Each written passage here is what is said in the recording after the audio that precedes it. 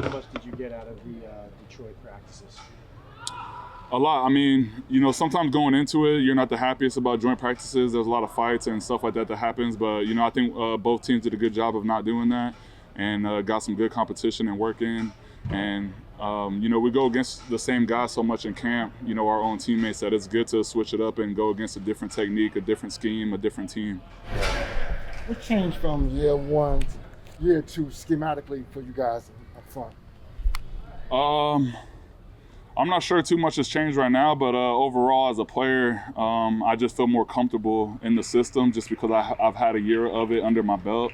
I'm not so much focused on learning the plays. I'm more focused on how to execute the plays now. There's a little bit of a difference in, trying to figure out where I need to be, and now I'm figuring out what's the best way I can get to that spot. You know what I mean? So it's a little bit different. I'm more focused on technique and stuff like that more than learning the playbook.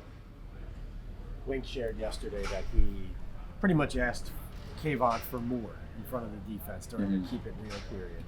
As a guy who's been a premier player in the league on defense, if a coach does call you directly to step up, is that something that sometimes is called for, like that you actually welcome as a player for a coach to do? I mean, I would say so. As a player, I've never wanted a coach to be a yes man. That's the coach's job, is to push us and get the best potential out of us as they can, and sometimes it takes that little extra push and fire under us to get us going. And honestly, in my going on 9 years of playing, I've never had a coach keep it real like that before, and I think the guys respect it, honestly.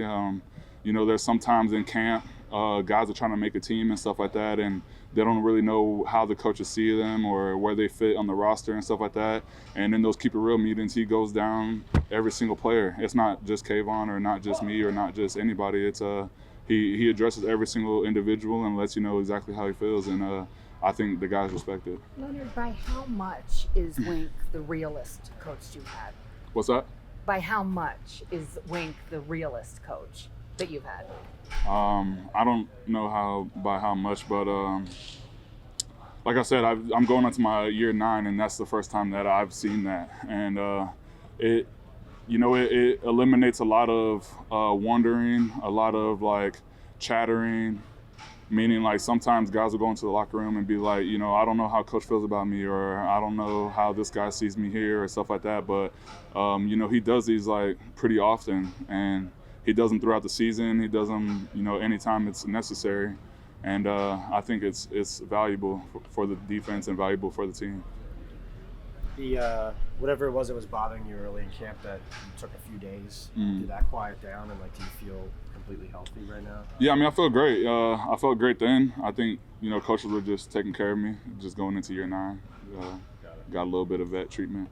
You like that? Yeah, I like that.